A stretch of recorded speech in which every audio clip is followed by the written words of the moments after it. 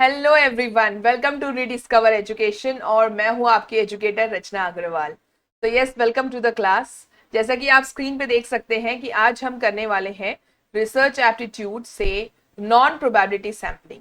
देखिए, आप सभी को पता है कि मैंने रिसर्च एप्टीट्यूड का बिल्कुल बेसिक से लेवल जो है स्टार्ट किया है, और ये वीडियोस जितने भी आ रहे हैं इस सीरीज में, इसमें जो भी पहली बार यूजीसी नेट का प्रिपरेशन कर रहे हैं या फिर सेट एग्जाम्स का प्रिपरेशन कर रहे हैं, उन्हीं के लिए ये वीडियोस बना हुए हैं।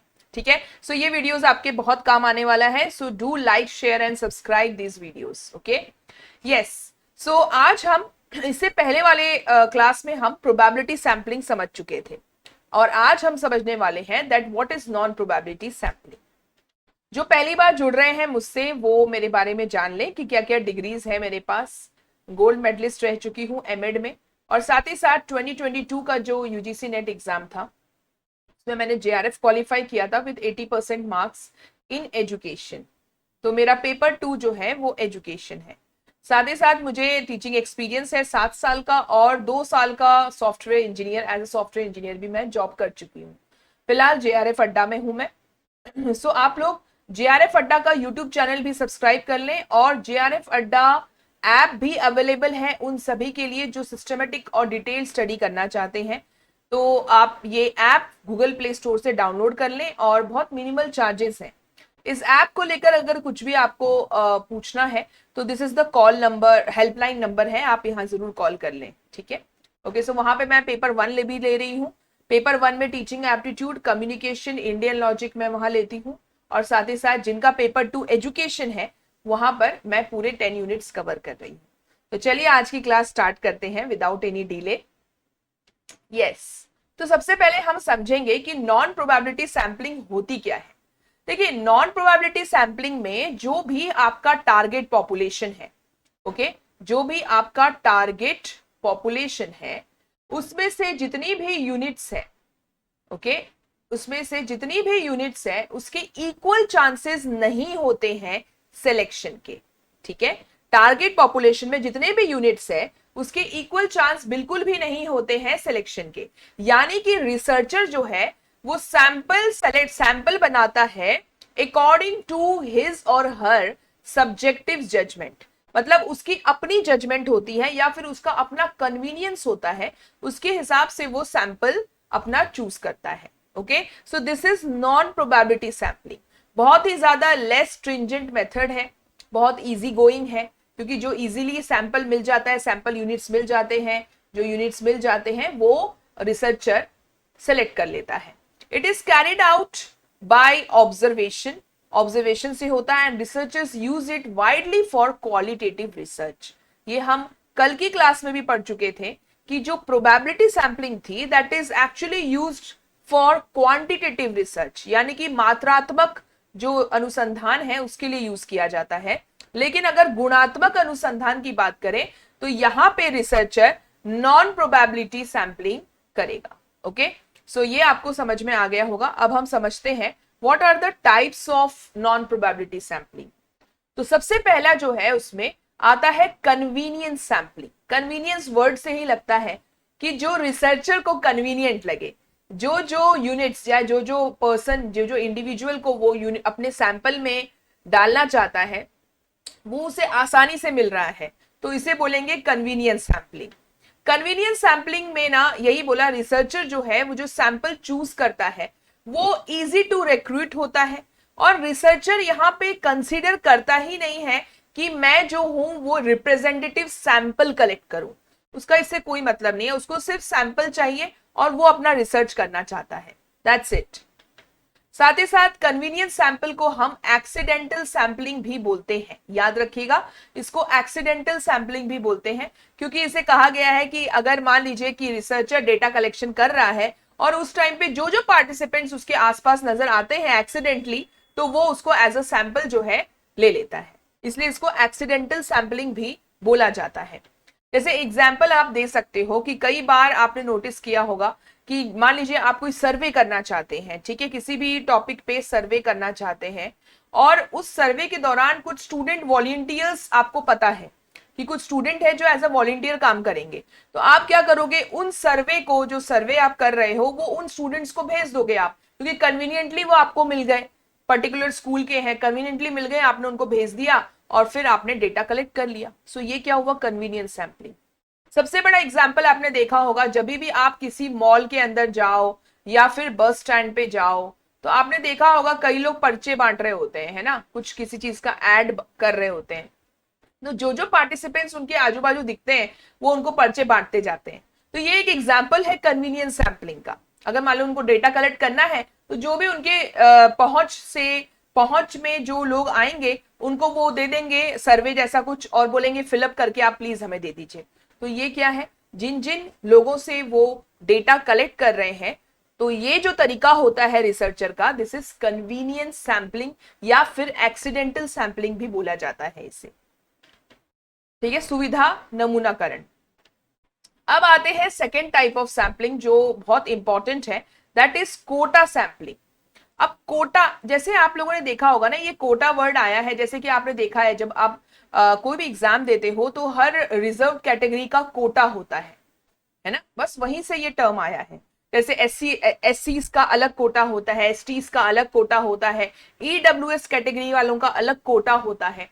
तो उसी तरह से अगर रिसर्चर एक प्री डिटरमाइंड नंबर या प्रपोर्शन ऑफ यूनिट्स के आधार पे सैंपल कलेक्ट करे तो उसे कोटा बोलते हैं।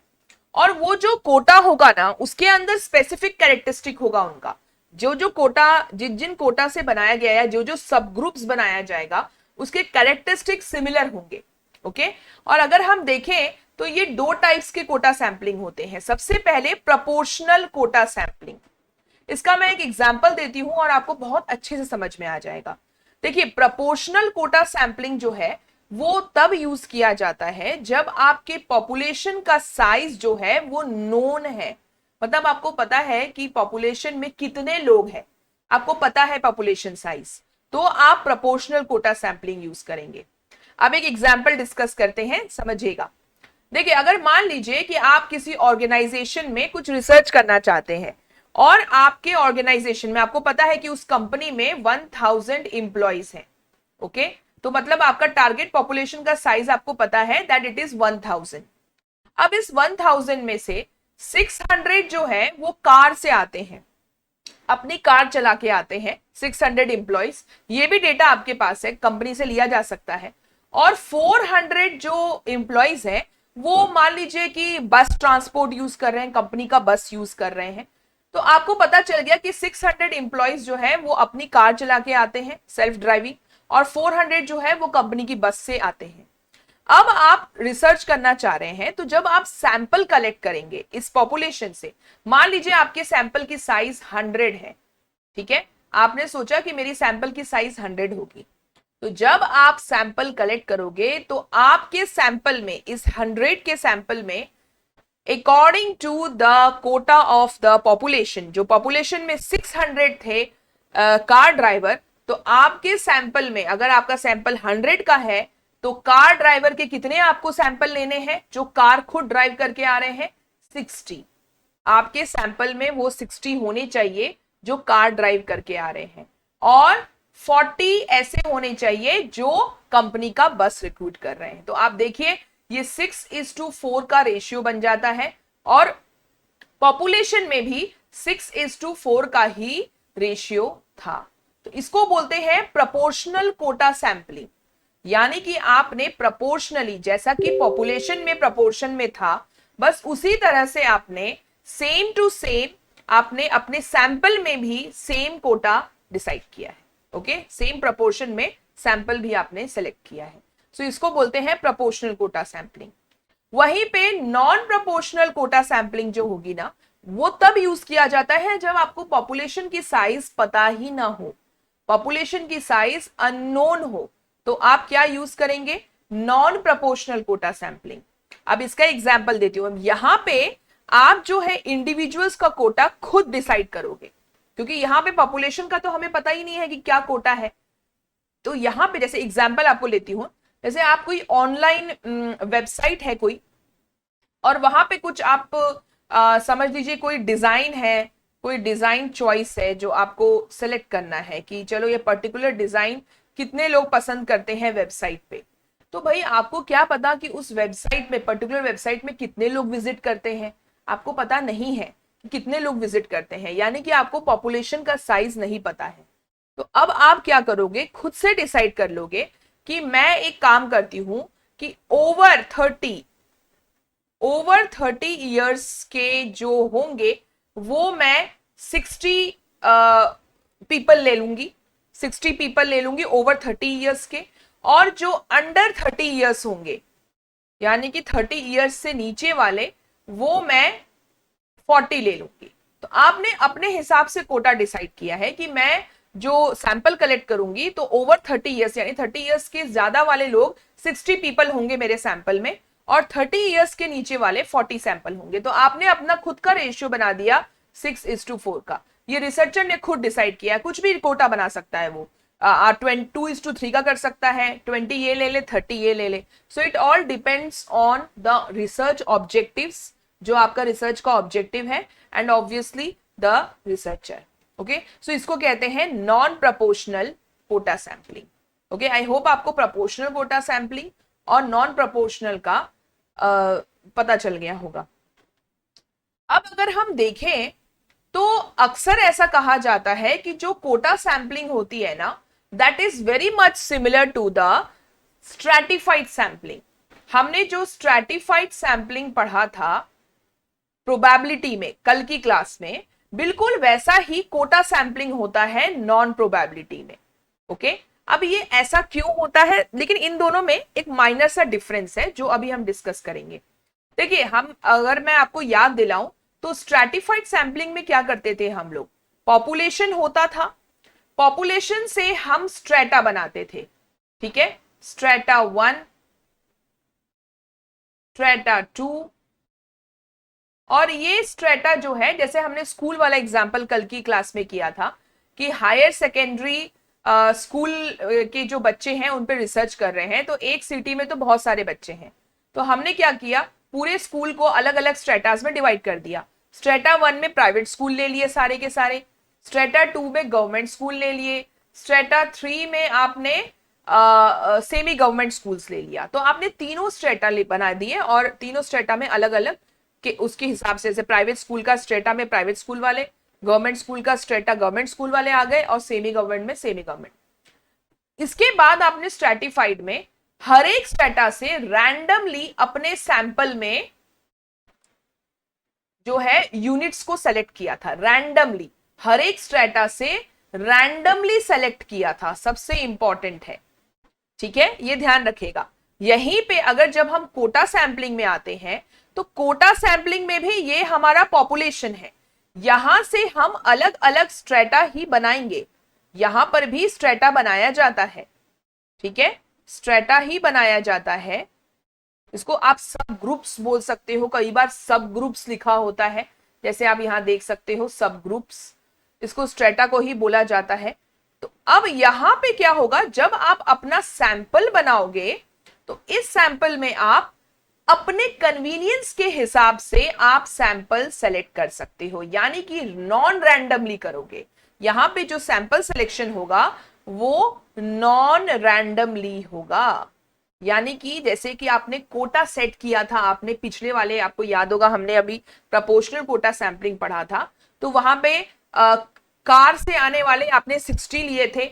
ठीक है, और बस से आने वाले जो है, कंपनी बस से लेने वाले 40 लिए थे। तो मान लीजिए स्ट्रेटा 1 में जो है वो कार से आने वाले लोग हैं, स्ट्रेटा 2 में बस से आने वाले लोग हैं, तो आप यहां से 60 ही लोगे, ये आपकी मर्जी है, आपका कन्वीनियंस सैंपलिंग है, और यहां से 40 ही लोगे क्योंकि आपका कोटा सेट है पॉपुलेशन में। सो यही बोला गया है कि यहां पे बस अंतर यह है, स्ट्रेटिफाइड में स्ट्रेटा से आप रैंडमली सेलेक्ट कर रहे थे अपने सैंपल, और यहां पे स्ट्रेटा से आप नॉन रैंडमली सेलेक्ट करोगे, या अकॉर्डिंग टू योर कन्वीनियंस, जैसा आपको लगे, जो मिल जाए आपको पहले, आप वो सेलेक्ट करोगे, अपने सैंपल में डालोगे। सो ये बेसिक डिफरेंस है स्ट्रेटिफाइड सैंपलिंग और कोटा सैंपलिंग में। आई होप आपको समझ में आ गया होगा ये। ओके, चलिए अब नेक्स्ट टाइप में जाते हैं हम, जो है स्नोबॉल सैंपलिंग। ये मैं आपको कल की क्लास में थोड़ा सा इंट्रोडक्शन मैंने आपको दे दिया था। जैसे स्नोबॉल सैंपलिंग में क्या होता है, ये उन उन ये मतलब उन जगहों पे यूज होता है, यानी कि रिसर्चर उन जगहों पे यूज करता है जहां पे उसको अपने पॉपुलेशन तक पहुंचना बहुत मुश्किल हो जाए। यानी कि अगर मान लीजिए उसने होमलेस पीपल या फिर सेक्स वर्कर्स, ठीक है, मान लीजिए वो रिसर्च कर रहा है सेक्स वर्कर्स पे, तो ऑब्वियसली इनका मिलना बहुत मुश्किल होता है। तो क्या करेंगे, या फिर एड्स के पेशेंट है ना, एड्स के पेशेंट है, या फिर ड्रग्स लेते हैं टीनेजर्स, ऐसे ऐसे पॉपुलेशन अगर आपके हो, तो snowball sampling is the best way for finding. इसमें क्या होता है कि जो रिसर्चर है वो किसी इंफॉर्मेंट की मदद से एक सैंपल तक पहुंचता है, फिर इससे थोड़ा सा बातचीत करता है, थोड़ा भरोसा जीतता है, तो ये सैंपल दूसरे का पता बताएगा, यानी कि दूसरे एड्स पेशेंट का हो सकता है बता दे, है ना, अगर आपके एड्स पेशेंट पे आप रिसर्च कर रहे हैं तो, और दो का पता बता देगा ये आपको, ठीक है, तो आप उन दोनों के पास जाओगे, फिर ये वाला जो है आपको और दो लोगों का पता बता देगा, तो फिर आप उससे कलेक्ट कर लोगे डेटा, ये वाला हो सकता है तीन का बता दे, है ना। तो इस तरह से जो है सैंपलिंग होती है यहाँ पे, इस तरह से यहाँ पे एक साथ ना तो सैंपल मिलता है और ना ही कन्वीनियंटली रिसर्चर कुछ सेलेक्ट कर सकता है, उसके सामने ऐसे दिखते नहीं है उनको बहुत ज्यादा। कोई अगर एक मिल गया सैंपल तो इंफॉर्मेंट की हेल्प से, वो भी खबरी की मदद से, तो उससे फिर उसको भरोसा जीत के आगे वो धीरे धीरे धीरे धीरे बढ़ता जाता है। तो इसको कहते हैं स्नोबॉल सैंपलिंग।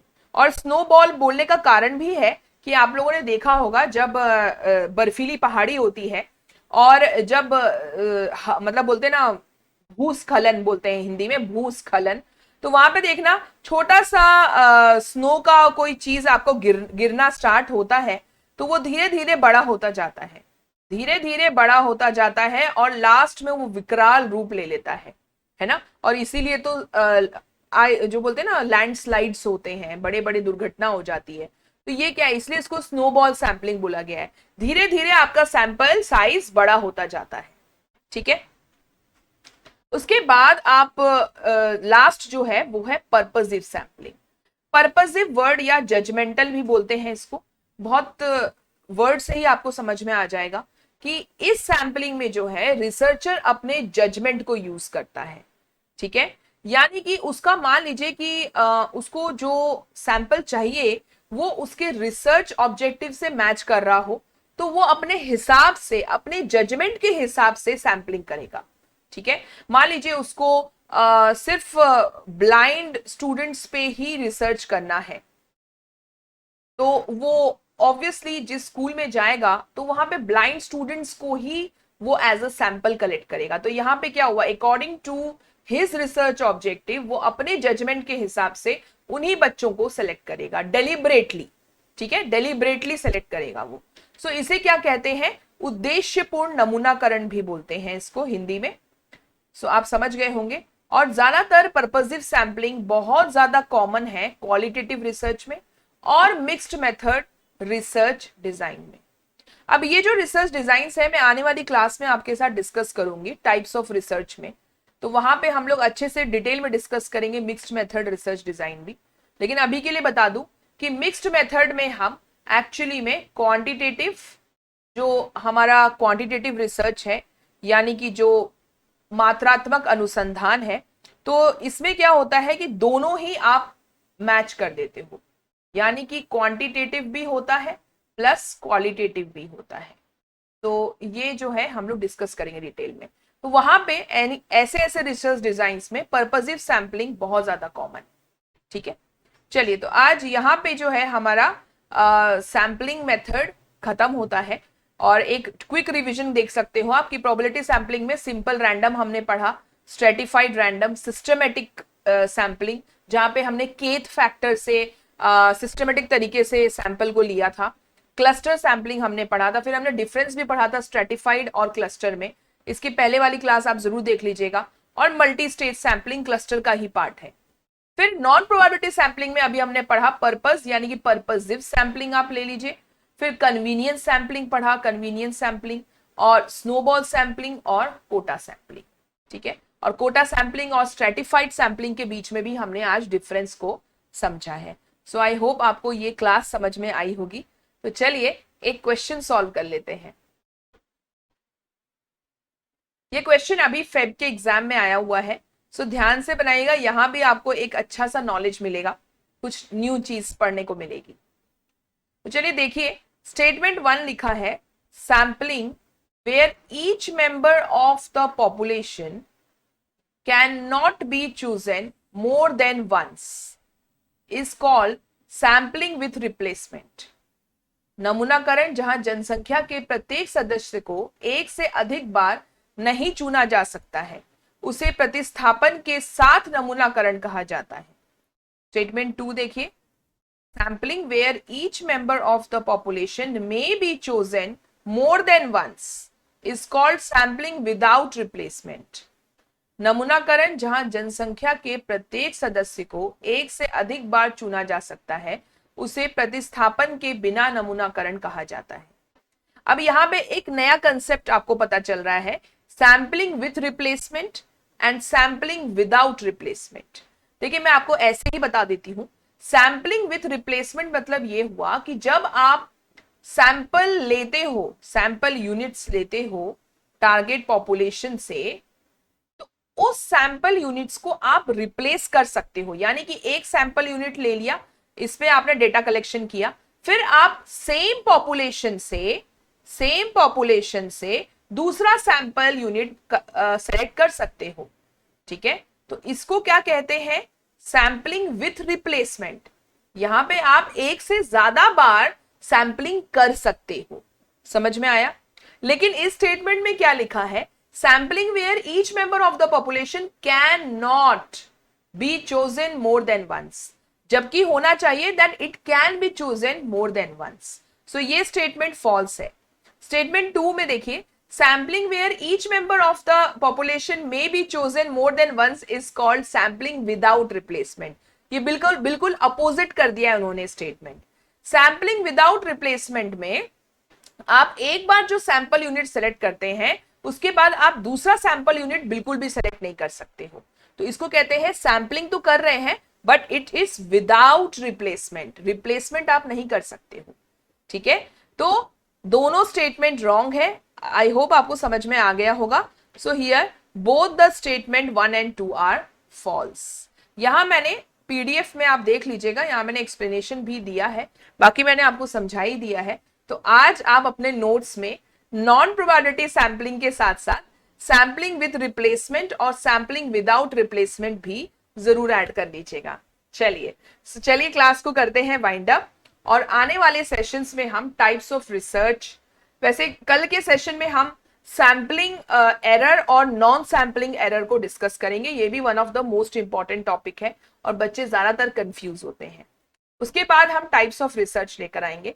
सो इसी तरह से वीडियो को फॉलो करते रहिएगा, जरूर देखिएगा और ज्यादा से ज्यादा शेयर करिएगा। ये मेरी आपसे बोलते हैं ना रिक्वेस्ट है आपसे कि ज्यादा से ज्यादा अपने दोस्तों के बीच शेयर करिए, क्योंकि इतना अच्छा बेसिक से मैं पढ़ा रही हूँ और मैं पूरी कोशिश कर रही हूँ कि आप लोगों को समझ में आए। So please like the video and obviously subscribe the channel. Yeah, thank you so much. Bye bye, take care and all the best for the preparation.